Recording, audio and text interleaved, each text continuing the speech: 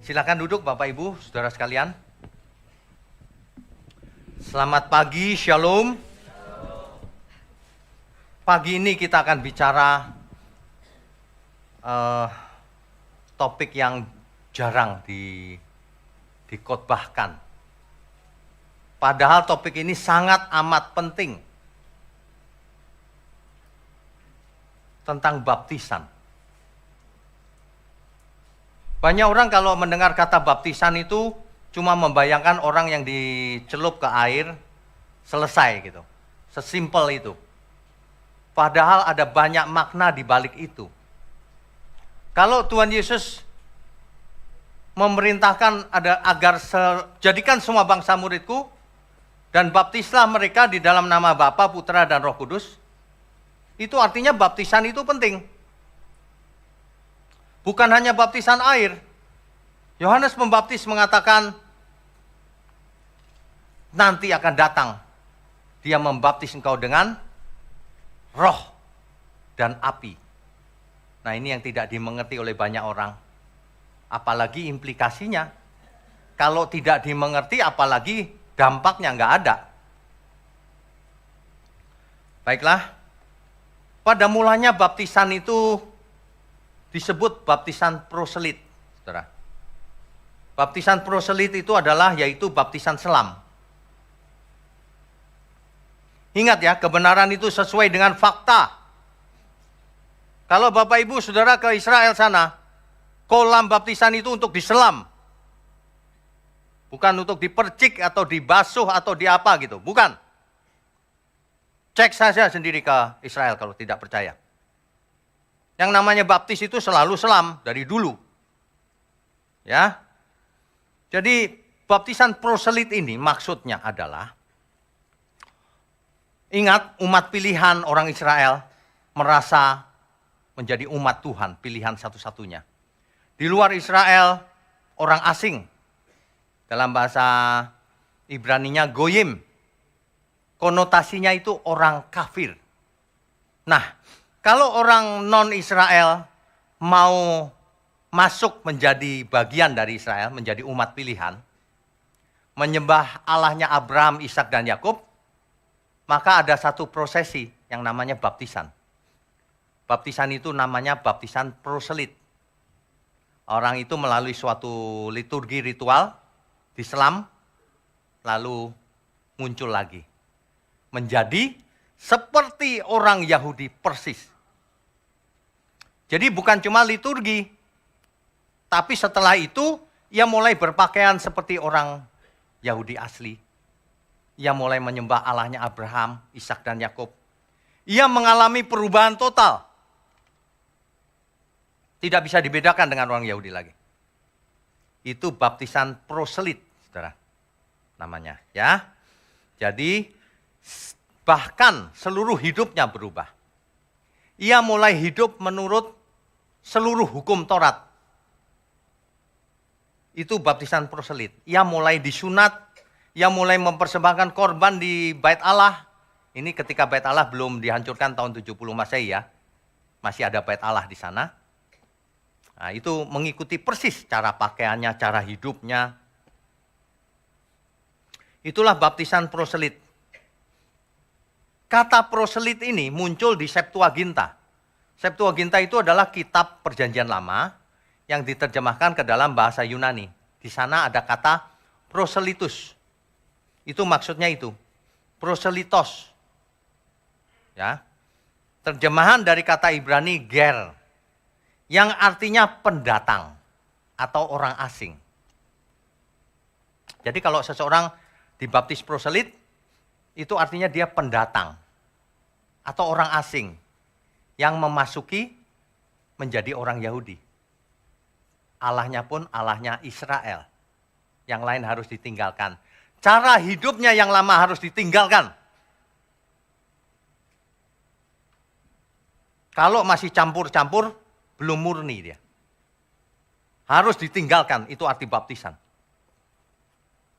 Ya tentu saja tidak bisa seketika ya, perlu proses. Proselitos atau ger dalam bahasa Ibraninya. Itu zaman waktu itu. Barulah ada seorang yang berteriak-teriak di padang gurun. Namanya Yohanes Pembaptis. Nah, Yohanes Pembaptis membaptis seperti baptisan proselit. Diselam. Tetapi dengan makna yang baru. Baptis sendiri, teks aslinya memakai kata Yunani baptizo. Baptizo. Artinya to dip, mencelup. Ya, bukan dibasuh atau dipercik, bukan. To dip, dicelup, diselam artinya, baptizo itu. To sink, menenggelamkan. To be drowned, menenggelamkan, ditenggelamkan. Baptisan yang benar itu menurut Alkitab selam. Tetapi ingat, kalau ada orang yang tidak dibaptis selam, kita tidak boleh menghakimi juga. Sebab itu lambang. Percuma dibaptis 100 kali, kalau tidak berubah, percuma. Itu lambang. Jadi kalau orang tidak dibaptis selam, apakah masuk neraka, Pak? Ya enggak. Karena tidak dihakimi dengan cara baptisan. Tidak dihakimi. Itu sebabnya kalau di gereja kita sini, ada orang yang pernah baptis percik misalnya. Pak, saya harus enggak diselam lagi? Enggak. Yang penting kau berubah. Tapi aku enggak srek, Pak, mau diselam. Boleh. Pertobatan. Nah, begitu ya. Jangan jadi orang itu agamawi. Harus begini, harus begitu. Ritual yang ditekankan. Yang ditekankan itu hidup benar. Faktanya bagaimana? Jangan banyak omong deh. Banyak orang itu banyak teori. Ya. Nah, Yohanes membaptis, Yohanes menyerukan. Coba kita baca Markus 1 ayat 4. Markus pasal 1 ayat 4. Demikianlah Yohanes Pembaptis tampil di padang gurun dan menyerukan, bertobatlah dan berilah dirimu dibaptis, dan Allah akan mengampuni dosamu. Kalau baca Alkitab jangan harafiah dan terlalu cetek ya. Disuruh bertobat, dibaptis, maka dosaku diampuni. Enak ya, sudah baptis dosanya sudah diampuni. Bukan begitu artinya.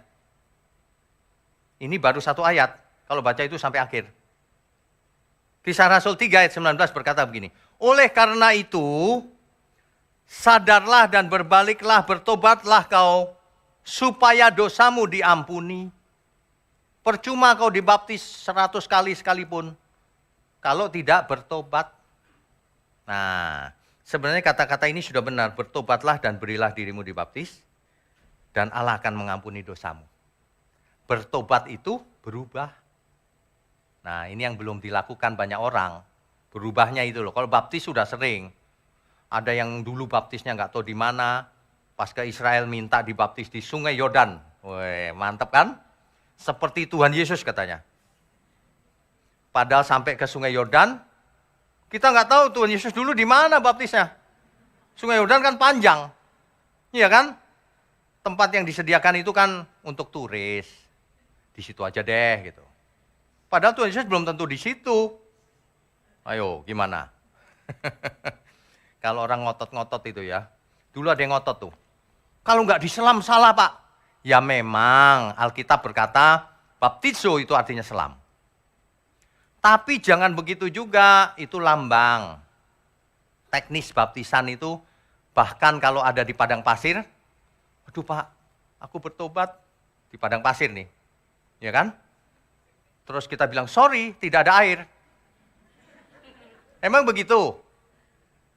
Yang enggak pakai pasir, ya kan?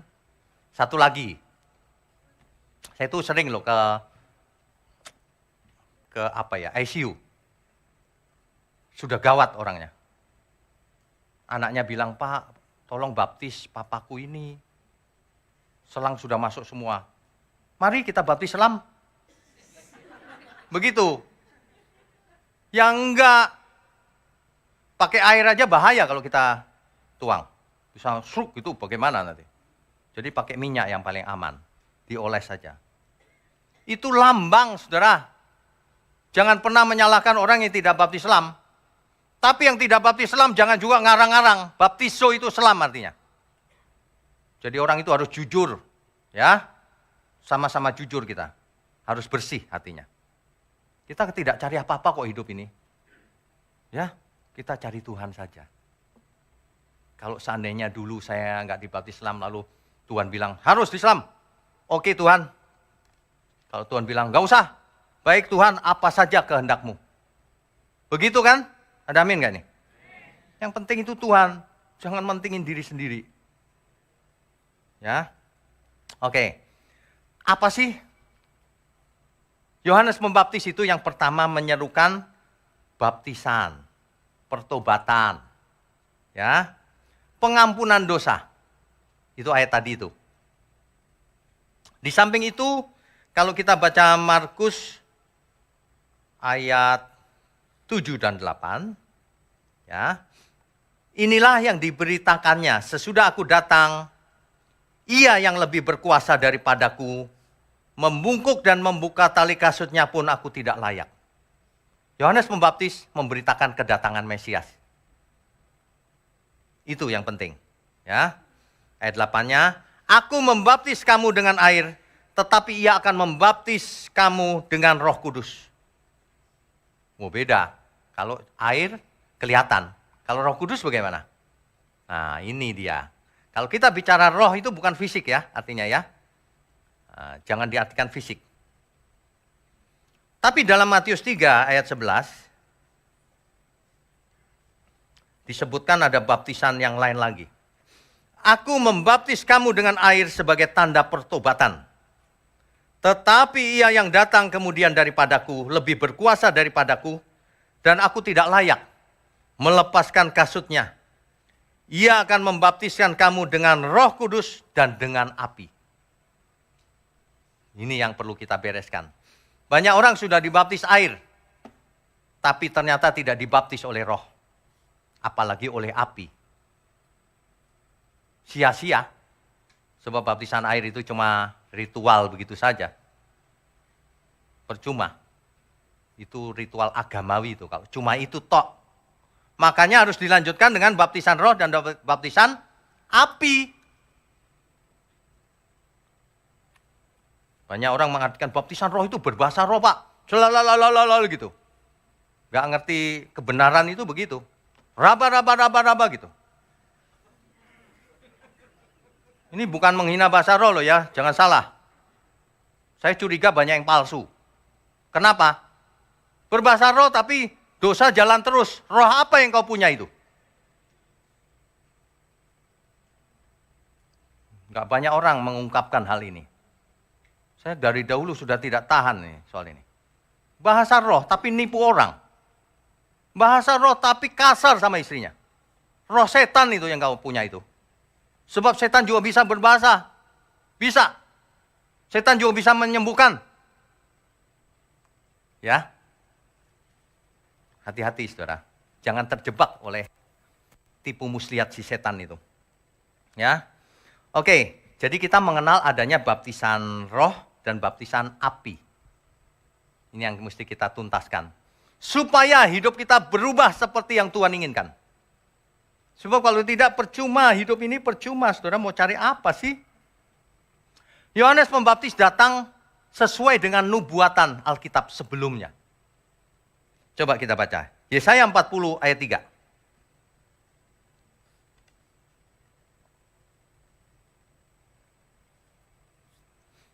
Ada suara yang berseru-seru. Persiapkanlah di padang gurun jalan untuk Tuhan. Luruskanlah di padang belantara jalan raya bagi Allah kita. Nabi Yesaya sudah bernubuat nanti akan datang yang mendahului Sang Mesias itu. Nah, ternyata itu yang dimaksud adalah Yohanes Pembaptis. Maleakhi 3 ayat 1. Lihat, aku menyuruh utusanku supaya ia mempersiapkan jalan di hadapanku. Dengan mendadak Tuhan yang kamu cari itu akan masuk ke baitnya. Malaikat perjanjian yang kamu kehendaki itu sesungguhnya ia datang. Firman Tuhan semesta alam. Ini jelas loh. digenapinya oleh Yohanes Pembaptis. Coba kita baca Matius pasal 3 ayatnya yang ketiga. Sesungguhnya dialah yang dimaksudkan Nabi Yesaya ketika ia berkata, ada suara orang yang berseru-seru di padang gurun. Persiapkanlah jalan untuk Tuhan. Luruskanlah jalan baginya. Ini Yohanes Pembaptis nih. Ya, jelas ya saudara ya. Jadi kita belajar itu harus tuntas. Kalau tidak cuma teori aja salah, teori aja nggak lengkap lagi. Banyak orang itu kalau mendengar khotbah saya itu marah-marah terus, nggak tahu kenapa. Diajarin yang benar malah marah. Saya itu bingung loh kadang-kadang. Apa kita ngomongnya yang enak-enak aja gitu. Nah, ketika Tuhan Yesus, jadi baptisan Yohanes Pembaptis adalah baptisan pertobatan. Ketika Tuhan Yesus minta dibaptis oleh Yohanes, bukan karena Tuhan Yesus berbuat dosa lalu mau bertobat, bukan. Baptisan, Yesus dibaptis bukan sebagai pertobatan, tetapi dijelaskan oleh Tuhan Yesus. Matius pasal 3 ayat 15.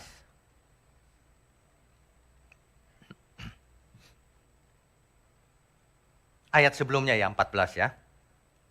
Tetapi Yohanes mencegah dia, katanya, akulah yang perlu dibaptis olehmu, dan engkau yang datang kepadaku.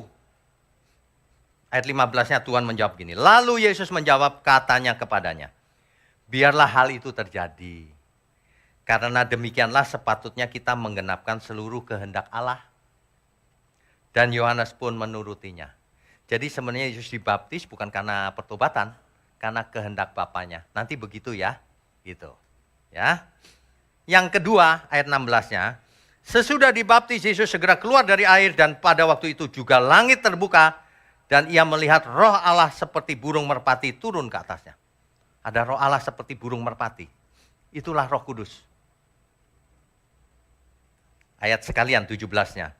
Lalu terdengarlah suara dari surga yang mengatakan, inilah anakku yang kukasihi, kepadanya lah aku berkenan. Jadi Yesus dibaptis untuk menggenapi tandanya Mesias itu akan ada roh Allah turun. Rupanya Roh Kudus. Kemudian ada suara dari surga, dari Bapa kita di surga. Inilah anak yang kukasihi, kepadanya aku berkenan. Sekaligus deklarasi, ini loh Mesias itu. Kepadanya aku berkenan. Itu maksud baptisan. Bapak Ibu tidak usah repot soal Tritunggal dan sebagainya. Sebab sudah jelas ada Bapa kita di surga. Ada Tuhan Yesus, ada Roh Kudus. Udah begitu saja. Gak usah di ngarang-ngarang. Ini sama dengan ini, tidak sama dan seterusnya. Orang bingung akhirnya. Sederhana, Allah kita cuma satu di surga. Bapa kita. Tapi kita punya Tuhan satu juga, Yesus. Dan Roh Kudus sedang menyertai kita sampai hari ini. Amin. Tidak ada seorang pun bisa menyalahkan hal itu karena Alkitab bicara seperti itu. Tapi kalau ngarang-ngarang, ini sama dengan ini, sejajar dan sebagainya, itu karangan manusia, nggak ada di Alkitab. Ya, oke. Jadi setelah itu Tuhan berkata begini, Matius 28 ayat 18 sampai 20.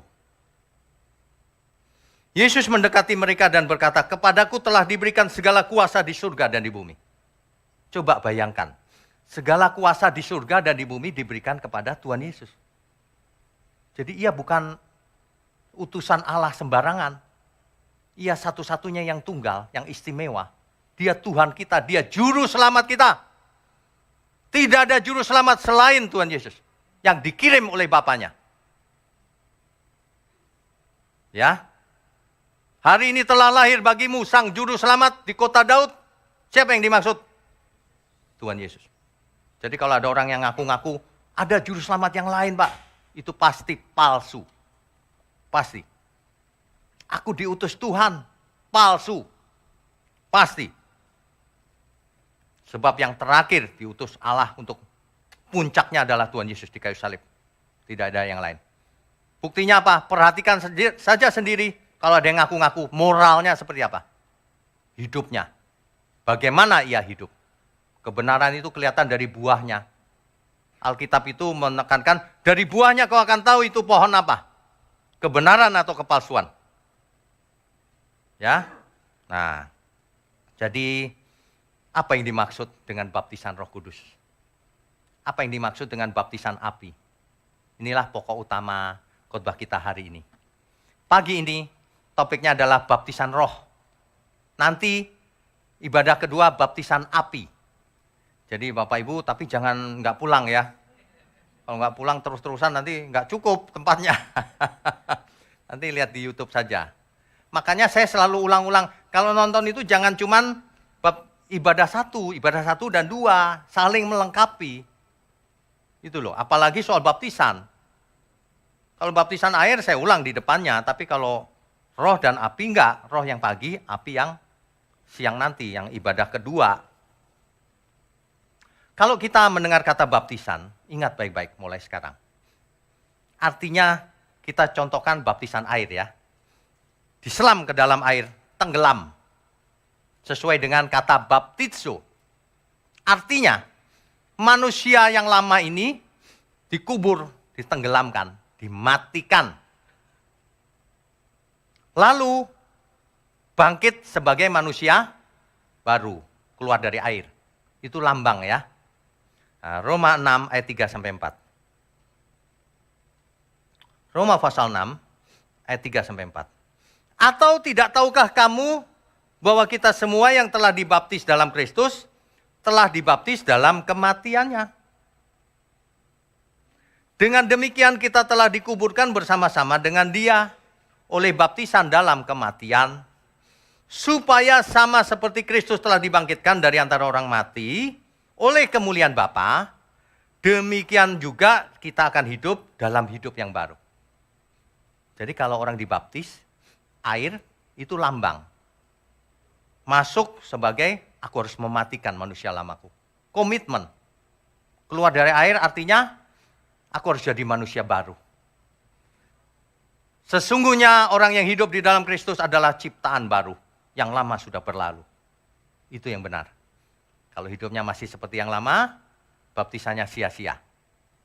Itulah sebabnya baptisan air belum selesai. Dilanjutkan dengan baptisan roh. Siapa yang membaptis roh? Bukan pendeta. Kalau itu Tuhan Yesus yang mengirim Roh Kudus. Bersama Bapa mengirim Roh Kudus. Supaya kita dibaptis di dalam roh. Pelan-pelan ya. Supaya dibaptis di dalam roh. Perhatikan kalau baptisan air itu fisik, kelihatan itu orang dibaptis. Tapi kalau orang dibaptis dengan roh, maka prosesnya tidak kelihatan. Namanya juga roh. Ya. Bukan begini. Dibaptis dengan roh, lalu waduh, panunya hilang. Jerawatnya hilang. Terus kulitnya jadi putih, kinclong. Bukan, gak kelihatan secara harafiahnya. Ya, dibaptis roh itu tidak kelihatan. Banyak orang mengkerdilkan arti baptisan roh. Oh kalau dibaptis roh itu tiba-tiba berbahasa roh. Semua begitu pikirannya. Salah bro. Kau berbahasa roh itu percuma. Kalau hidupmu tidak benar. Malah jadi sandungan. Kau berbahasa roh tapi pelit sama orang tuamu. Tidak hormat sama orang yang lebih tua. Mulut sembarangan. Makan sembarangan. Apa artinya? Gak ada artinya. Percuma semuanya itu. Kegiatan agamawi itu gak ada gunanya sama sekali. Puasa, berdoa. Gak ada artinya kalau kau gak berubah. Memangnya Tuhan mau dengar apa suaramu? Kalau kau tidak berubah. Orang yang tidak berubah itu belum dibaptis oleh roh. Itu artinya. Orang yang belum berubah itu belum dibaptis oleh roh. Mungkin ia inginnya ada. Komitmen ada. Karena komitmennya dibaptis kan. Tapi faktanya belum dibaptis oleh roh. Sebab keinginannya masih kemana-mana. Keinginannya banyak dan masih kemana-mana bagaimana?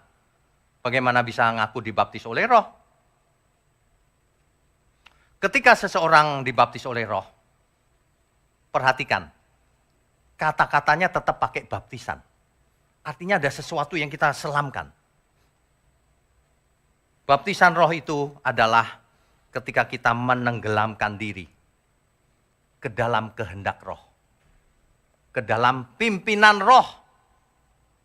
Ketika seseorang tidak mau dipimpin oleh roh, dia belum dibaptis oleh roh. Ketika seseorang menenggelamkan diri dalam pimpinan Roh Kudus, itulah yang namanya baptisan roh. Sampai kapan?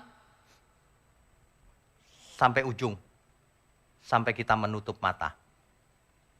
Itulah yang dimaksud dengan hidup yang dipimpin oleh roh. Hidup dalam kehendak roh. Itulah baptisan roh sebenarnya. Jadi bukan didoain lalu getar-getar, gelepar-gelepar. Bukan. Saya perhatikan ya, banyak sekali yang menomorsatukan bahasa roh. Salah besar itu. Bahasa roh itu hanya salah satu karunia, saudara. Ingat, jangan rubah-rubah Alkitab. Kamu itu sukanya ngarang-ngarang. Kita baca Alkitab ya. Setelah ini jangan ikut ajaran manapun yang tidak sesuai Alkitab. Ada amin gak nih? Ya kalau enggak buat apa juga. Ngapain kita ngumpul-ngumpul di sini? Emang arisan apa? Aduh. Oke, kita baca. 1 Korintus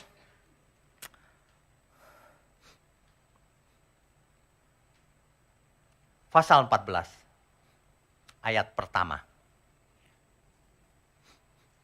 Nanti dibaca satu paragraf ya. Kita baca ayat pertamanya saja. Saya cuma mau buktikan begini. Kejarlah kasih itu dan usahakanlah dirimu memperoleh karunia-karunia roh. Terutama karunia untuk apa? Bukan bahasa roh. Yang harus dikejar terutama itu karunia roh. Karunia roh yang bernubuat. Apa itu bernubuat? Banyak orang kalau mendengar kata bernubuat itu, meramal masa depan.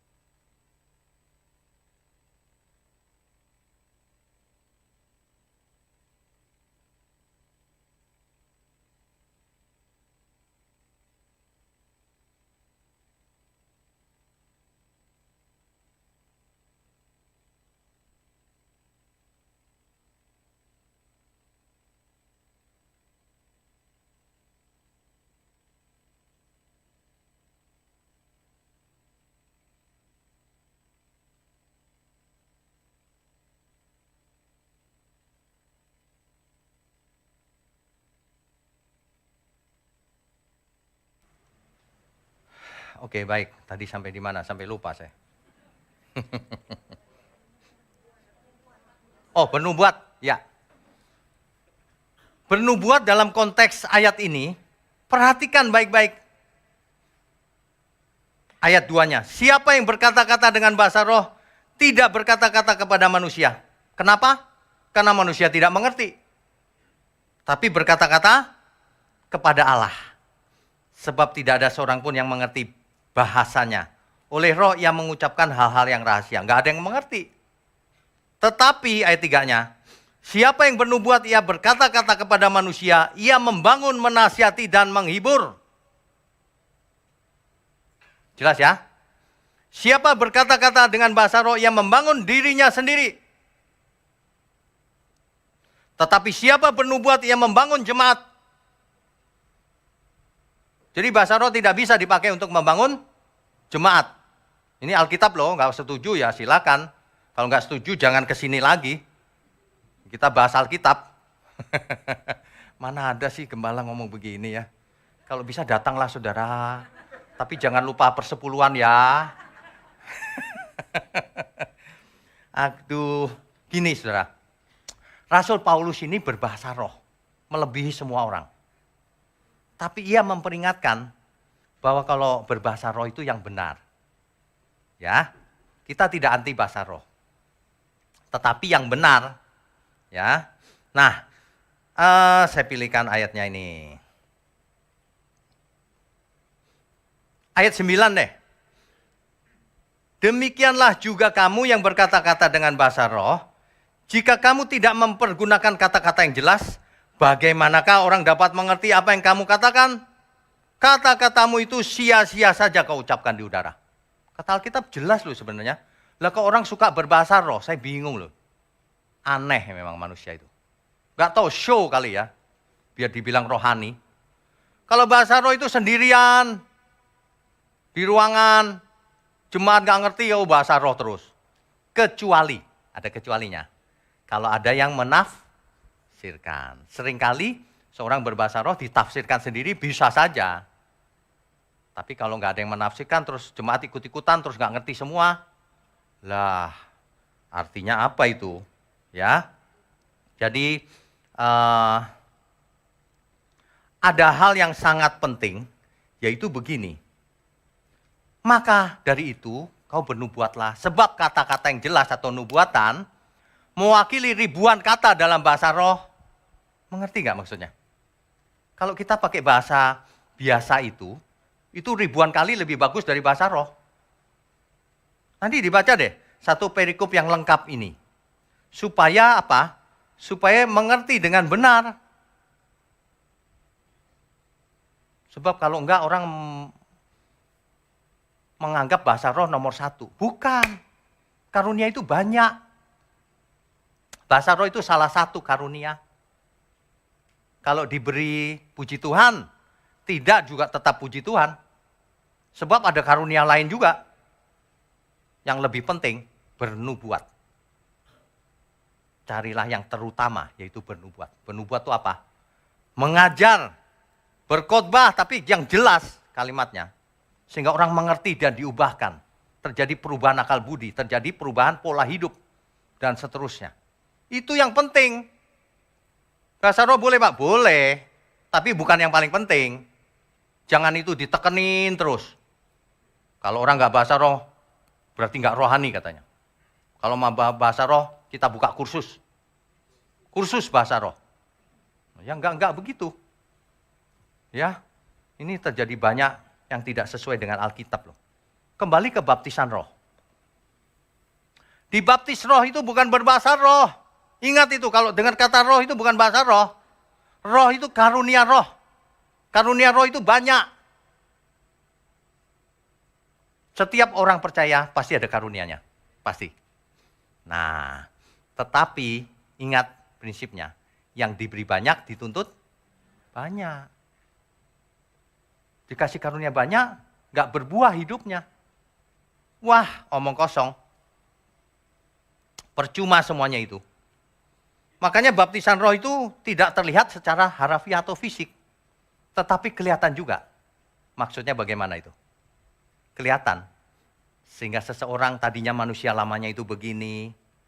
Ketika sudah masuk ke dalam baptisan. Meskipun belum sempurna, tapi mulai masuk ke dalam proses baptisan roh. Dia mulai kelihatan berubahnya. Perubahannya mulai kelihatan. Dulu dia suka ngomong jorok. Sekarang dia nggak berani. Bukan karena dilarang, tapi memang nggak berani. Itu berubah tuh mindsetnya, hatinya. Dulu dia pelit banget. Sekarang mulai cair. Dia mulai melihat saudaranya, teman-temannya, orang lain. Cara memandang orang lain sudah berubah. Ketika ia melihat lawan jenis, berubah. Pandangannya itu berubah. Kalau dulu suka nyeken dari atas ke bawah, di-scan kalau ada cewek. Sekarang udah enggak, ini saudaraku. Udah bener. Mulai kelihatan gejalanya. Itu mulai masuk baptisan roh. Baptisan roh ini sulit dijelaskan. Tapi saya akan berusaha. Kiranya Tuhan yang menolong. Ketika kita masuk ke dalam baptisan roh, ditenggelamkan ke dalam pimpinan roh, maka akan terjadi kelihatan perubahan pelan-pelan. pelan-pelan seleranya mulai berubah. Dulu orang kalau pegang tas mahal, dia bangga gitu. Sekarang enggak, biasa aja. Dulu dia kalau pakai jam murah, gengsi, disembunyi-sembunyiin.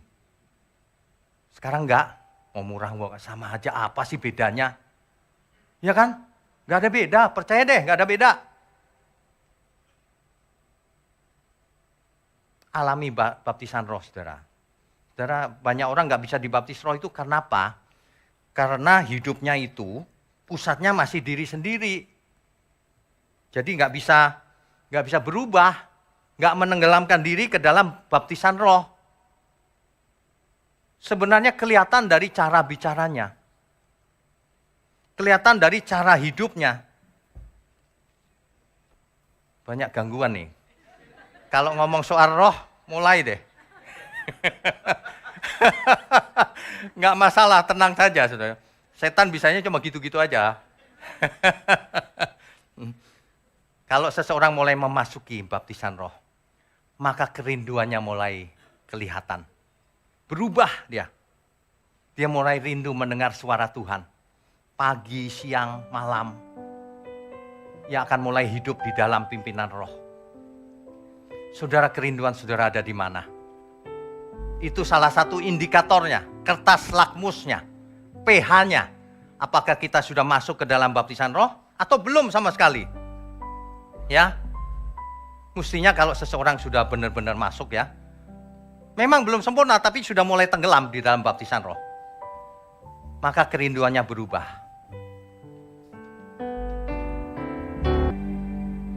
Di dalam bahasa sederhana, kalau kita dibaptis oleh roh, menenggelamkan diri dalam pimpinan roh, kita mulai berjalan di jalannya Tuhan. Mulai masuk ke dalam lorong jalannya Tuhan. Itu dalam bahasa sederhananya. Saya nggak tahu kenapa selama ini tidak ada orang yang menjelaskan. Malah mistis-mistis. Dibaptis roh, Pak. Iya, yang enggak gitu. Enggak usah aneh-aneh deh jadi orang. Digeter-geter segala, enggak usah. Hidup yang nyata untuk Tuhan. Buktikan kau mengasihi Tuhan lewat perbuatanmu. Lewat kerinduanmu akan mendengar suara Tuhan. Kita rindu apa? Yang kurindukan aku belajar firman, mengerti kehendak-Mu Tuhan. Dan mempersembahkan seluruh hidupku untuk Tuhan. Sesuai kehendak Roh Kudus. Sehingga Roh Kudus akan berjalan seiring. Kita berjalan seiring dengan Roh Kudus. Apa saja yang kita lakukan Roh Kudus bilang yes. Begitu. Begitu seharusnya. Begitu. Ada amin ya saudara ya. Tuhan itu ya membahasakan firman itu dengan berbagai perumpamaan, dengan berbagai cara, dengan berbagai istilah. Intinya cuma itu. Kita itu supaya dibaptis masuk ke dalam pimpinan roh. Beri dirimu untuk dipimpin oleh roh. Matikan manusia lamamu itu yang sombong, sok bener. Yang gak mau dengar nasihat orang. Sombong sekali manusia itu saya lihat. Dikasih nasihat gak mau sama sekali. Padahal gak ngerti apa-apa.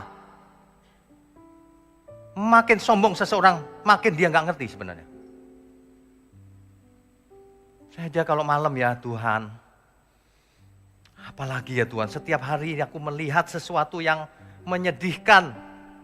Manusia menuju lorong maut tapi sombongnya minta ampun. Ditegur tidak mau. Kadang-kadang gak punya apa-apa aja sombong. Tuhan itu seperti penjunan, saudara. Penjunan itu loh apa ya? Penjunan itu bahasa lainnya apa ya? Yang tanah liat itu loh yang dibentuk bisa jadi bejana itu loh. Kita itu tanah liatnya, Tuhan penjunannya. Makanya nurutlah saudara. Jangan pakai pikiranmu sendiri. Nurut aja Tuhan. Terserah Tuhan. Kalau aku dibelokkan ke tempat ini, aku mau kerjakan. Kalau aku ditaruh di tempat itu, ku kerjakan Tuhan. Begitu saja. Banyak orang itu punya agenda sendiri. Apalagi yang matre. Yang diomongin duit terus. Padahal kita itu sebentar lagi kita mati semuanya. Iya, sebentar lagi kita mati sebenarnya. Ingat, kita itu tanah liat, Tuhan penjunan kita. Kalau seseorang tidak dibaptis oleh Roh, hidupnya sia-sia. Meskipun sudah dibaptis oleh air. Meskipun sudah dibaptis oleh air. Sebab kalau kita perhatikan sejarah ya, apa yang Tuhan sudah lakukan untuk kita, harusnya kita nggak berani loh hidup di luar pimpinan Roh. Nabi Yoel pasal 2 ayat 28 sampai 29 bernubuat. Nanti dibaca ya. Yoel pasalnya yang ke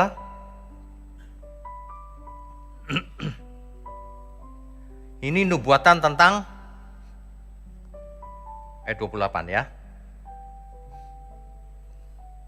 Kemudian daripada itu akan terjadi bahwa aku akan mencurahkan rohku ke atas semua manusia. Maka anak-anakmu laki-laki dan perempuan akan bernubuat. Orang-orangmu yang tua akan mendapat mimpi. Teruna-terunamu akan mendapat penglihatan-penglihatan. Ini sudah digenapi ketika terjadi peristiwa ini. Kisah Rasul 2 ayat 16. Tetapi itulah yang difirmankan Allah dengan perantaraan Nabi Yoel. Peristiwa apa itu? Pentakosta. Jadi Nabi Yoel bernubuat, nanti akan ada peristiwa itu, pencurahan roh. Peristiwa Pentakosta digenapi. Artinya, itu yang dimaksud Nabi Yoel itu ini loh. Sudah selesai bukan? Ada lagi nggak susulannya? Pentakosta kedua, ketiga, keempat, kelima. Nggak ada itu karangan manusia itu semuanya. Nubuatan kok kau yang genapi. Aneh. Kurang kenceng kali ngomongnya saya. Aneh gitu. Saya itu kalau khotbah kelihatannya marah-marah gitu ya. Padahal enggak loh. Saya itu gemes, kenapa sih kau ngarang-ngarang? Kau itu kepinteran atau apa? Nggak takut Tuhan. Sudah digenapi pakai kedua, ketiga lagi. Kita mau bikin keempat. Digrisenda sini. Jangan ya saudara, jangan ya. Saudara yang di luar sana silakan sakit hati. Tapi bertobatlah kau. Sebab saya tidak untung apa-apa. Malah rugi saya ngomong gini. Dibenci orang. Biarin aja. Biar orang mengerti. Biar jemaat semakin cerdas mengerti kebenaran. Kalau enggak ada gunanya loh saudara. Beneran. Saya tuh kalau ngumpul gini ya ini ya arisan apa sih. Udah gitu bayar persepuluhan, biar duit banyak saya. Apa sih? Bener-bener deh. Kalau Tuhan Yesus ada ya, di sini maksudnya. Zaman dulu dimarahin kita, diobrak-abrik. Kalau sampai melakukan hal itu. Ya, makanya jangan ya saudara ya. Ada banyak ayat yang mengatakan bahwa kita itu jangan cuma fisik. Kalau fisik itu ritual jatuhnya. Tapi dalam roh. Ingat gak Tuhan Yesus pernah berdialog dengan seorang perempuan Samaria di pinggir sumur Yakub. Perempuan itu berkata begini. Nanti kalau Mesias itu datang, dia akan mengatakan segala sesuatunya kepada kami. Lalu Yesus berkata apa? Akulah dia yang kau tunggu-tunggu itu. Yesus mengaku akulah Mesias. Eksplisit itu pernyataan itu. Ya, diutus Bapa. Jadi inisiatifnya datang dari Bapa, sebab tidak ada juru selamat lain yang datang kalau bukan datang dari Bapa. Itulah sebabnya Nabi Yesaya bernubuat, tidak ada juru selamat selain YHWH, selain Adonai. Adonai itu Bapa di surga. Tapi pelaksananya Tuhan Yesus yang diutus sebagai juru selamat. Mesias. Makanya kalau mengerti itu harus utuh, kalau potongan bisa salah. Kalau orang jahat senang dengan potongan, lalu digoreng-goreng. Ya, Tuhan mengatakan gini, kamu menyembah Allah yang tidak kamu kenal. Saatnya sudah tiba bahwa orang menyembah, bukan di Yerusalem. Kalau di Yerusalem nanti fisik lagi.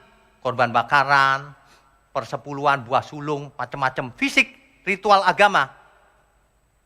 Bukan juga di gunung ini, Gunung Gerizim. Tetapi menyembah Tuhan dalam roh dan kebenaran di dalam roh. Itulah masuk dalam pimpinan roh, di dalam roh. Itu artinya, ya. Jadi baptisan Roh Kudus itu bukan hanya ditandai oleh bahasa roh. Salah satu tandanya bahasa roh bisa. Tidak diberi bahasa roh tapi diberi karunia yang lain bisa. Kau punya seluruh karunia yang disebut oleh Alkitab. Itu pun tidak ada gunanya, saya kasih tahu. Kalau hidupmu tidak berbuah. Yang paling penting adalah buah roh. Bukan karunianya.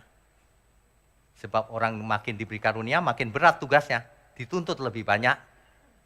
Jadi, yang penting buah roh. Apakah hidup kita berbuah atau tidak.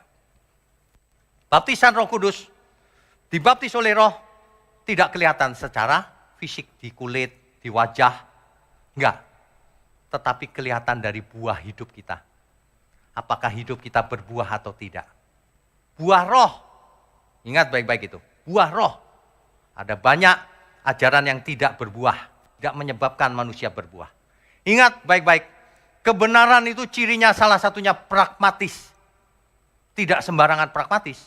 Berdampak mengubah manusia menjadi manusia Allah, man of God. Itu kebenaran. Kalau tidak mengakibatkan orang dibaptis oleh roh, dampaknya jelas, maka itu bukan kebenaran. Maka itu cuma kalimat biasa, meskipun diambil dari Alkitab. Karena banyak orang mencomot Alkitab, lalu dikhotbahkan bak seorang motivator. Saya nggak menyebut itu kabar baik, itu motivator. Apa bedanya dengan motivator dunia?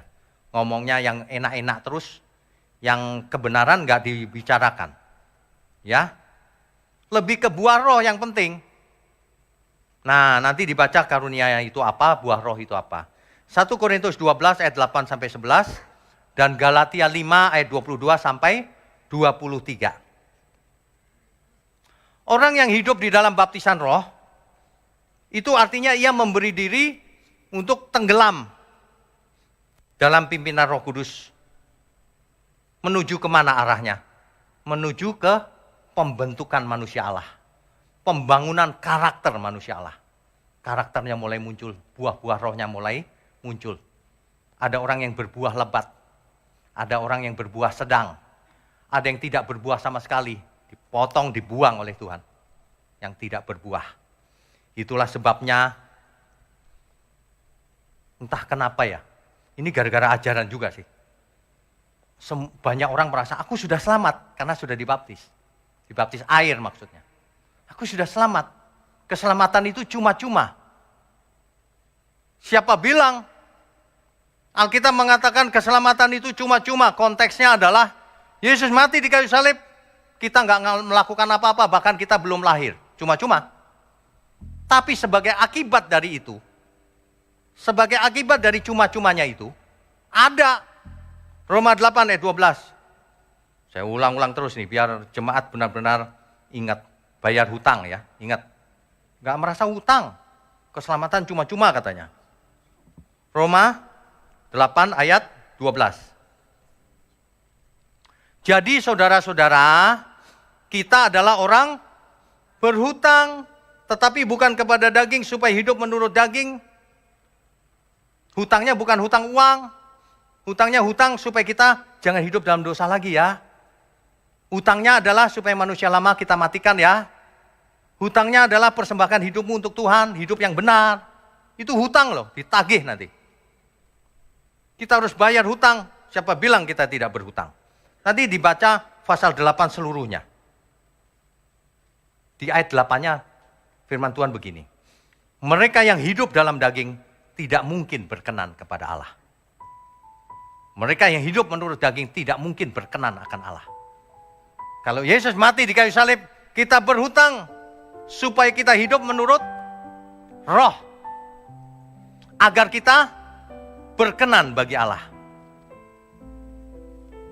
Amin ya Bapak Ibu semua. Sebenarnya agak aneh kalau manusia dijadikan anak Allah nggak mau. Aneh itu. Kalau ditanya, saudara mau ke surga? Mau. Saudara sudah masuk ke dalam pimpinan roh? Mulai nggak jawab. In proses Pak.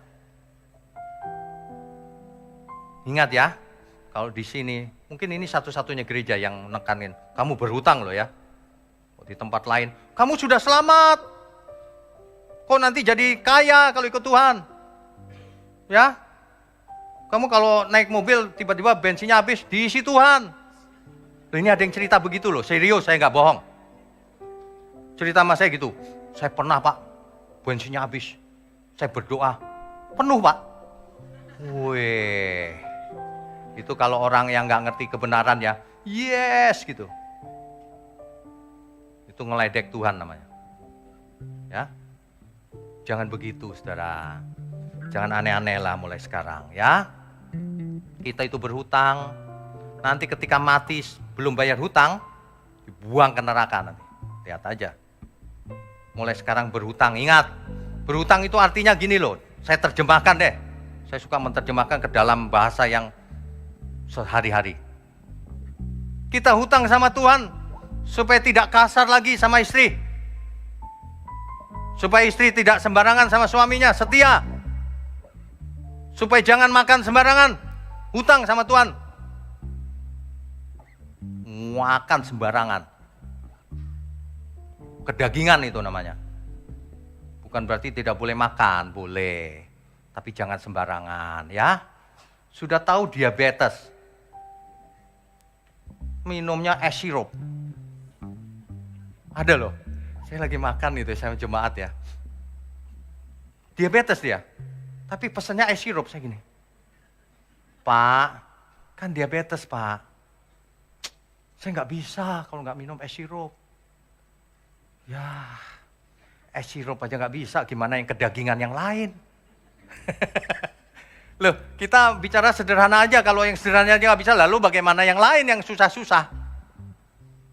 Nanti dengerin ya, yang baptisan api itu. Yang begituan nggak bisa masuk ke dalam baptisan api. Dia stuck di baptisan air nanti. Nggak naik tingkat ya. Waduh, minumnya es sirup. Pesannya jus duren. Diabetes padahal. Saya bilang sama istrinya, tanyain suamimu. Istrinya nanya, Papa, kamu udah bosen sama aku ya Pak? Kayaknya udah bosen nih makan sembarangan biar cepat mati kali ya. Sekarang kalau ada suaminya yang makan sembarangan, istrinya mulai, kamu bosen sama aku? Nggak mau umur panjang. Aduh, tapi ingat, kita semua berhutang. Jangan merasa sudah selamat. Jangan. Hidup kita ini cuma satu kali. Jangan, saudara. Mari kita tenggelamkan diri kita dalam pimpinan Roh mulai sekarang. Lupakan manusia lamanya. Hidup dalam pimpinan Roh. Apapun kulakukan Tuhan. Ada seorang mahasiswa saya yang gak suka sayur. Saya suka ngeledek dia begini. Mulai sekarang kamu belajar minum jus pare. Dia, waduh Pak, aduh. Coba ya seandainya ya, ditunjukin itu neraka, ini surga. Kamu kalau nggak minum jus pare ke neraka, kira-kira diminum nggak? Lah iya, ya sama dong kalau gitu. Coba sekarang nanti pulang jus pare. Jus pare, pahit pun saya makan, saudara, kalau asal sehat. Sebab apa? Kita harus umur panjang. Pekerjaan Tuhan luar biasa. Saudara dipakai Tuhan juga untuk menyelamatkan banyak jiwa, untuk jadi berkat kemanapun. Umur panjang, sehat. Amin. Belum dipakai Tuhan, udah aku mau mati Pak, mau ke surga. Enak aja ke surga kata Tuhan.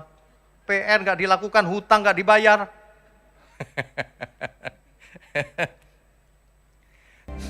Saudara tahu nggak kenapa baptisan air harus dilanjutkan ke dalam baptisan Roh? Supaya kita tidak secara formalitas saja dibaptis. Supaya kita benar-benar berubah dalam pimpinan Roh Kudus. Supaya kita berubah cara pikir kita, mindset kita, karakter kita. Supaya kita bisa dipakai oleh Tuhan efektif. Orang yang belum dibaptis oleh Roh, yang masih egois, manusia lamanya dominan, gak bisa melayani Tuhan. Disenggol dikit, marah dia, tersinggung. Iya, banyak yang begitu. Meskipun sudah ke gereja dari kecil sampai tua. Banyak yang seperti itu. Waduh, menyedihkan loh. Bayangkan kalau seseorang sudah masuk ke dalam baptisan roh, jadi adem. Dari wajahnya aja kelihatan adem. Gak kayak saya marah-marah terus. Jadi adem. Bagi saudara, orang tua merasa adem gitu.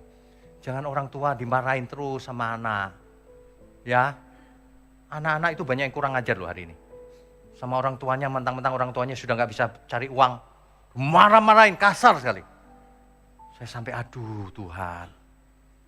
Aduh, kalau orang gak dibaptis oleh roh, gak dipimpin oleh roh, dia jadi anak setan. Alkitab berkata, barang siapa dipimpin oleh roh, ia adalah anak Allah. Jangan cuma dibaptis oleh roh, jangan dibaptis oleh air saja, tapi oleh roh. Kemudian dilanjutkan oleh baptisan api nanti. Ingat ya, jangan berhenti. Sebenarnya baptisan roh dan baptisan api itu tidak bisa dipisahkan. Satu paket. Cuma penjelasannya lain-lain. Ya. Sebentar lagi kita lakukan perjamuan kudus. Saya cuma mau ingatkan saudara, perjamuan kudus ini artinya adalah kita melakukan titah Tuhan Yesus 2000 tahun yang lalu. Supaya dilakukan turun-temurun sampai hari ini. Menjadi bukti bahwa Tuhan Yesus dulu melakukan ini. Ia mati untuk kita. Untuk memperingati akan Dia. Dan sekaligus kita dimasukkan ke dalam perjanjian yang baru bersama Tuhan. Kita tidak dimasukkan ke dalam perjanjian yang lama, hukum Taurat, tidak. Inilah darahku yang ditumpahkan bagi kamu. Inilah perjanjian yang baru yang dimateraikan oleh darahku. Itulah arti perjamuan kudus. Kalau saudara kita semua dimasukkan ke dalam perjanjian yang baru, tenggelamkan dirimu di dalam baptisan roh. Ada Roh Kudus dalam diri kita semua, ada. Oleh sebab itu tenggelamkan diri kita, matikan manusia lama kita. Banyak orang ada Roh Kudus, tapi nggak mati. Bahkan nggak merasa ada Roh Allah dalam dirinya. Sama setan takut, sama ini takut, sama orang tua malah berani. Kebalik, saudara.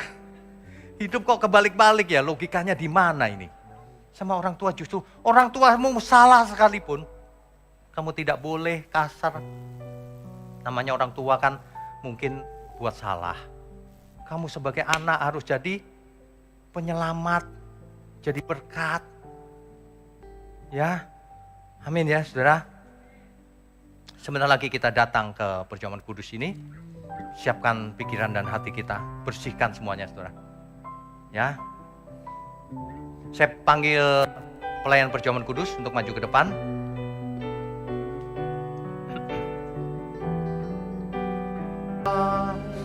Bapa di surga, mohon layakkan tangan hamba-hambamu ini untuk melayani perjamuan kudus.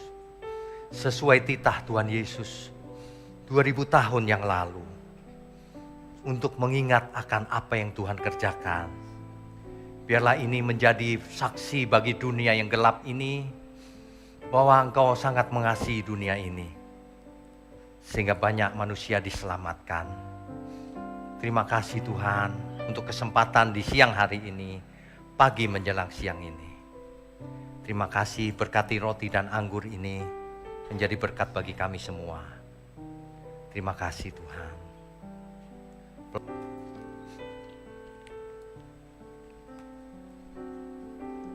Bapak Ibu Saudara sekalian,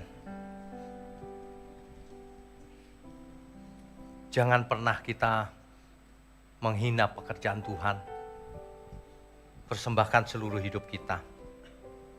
Perjamuan kudus ini sudah sering kita lakukan, mengingatkan kita bahwa kita harus tenggelam dalam pimpinan Roh, dibaptis oleh Roh Kudus.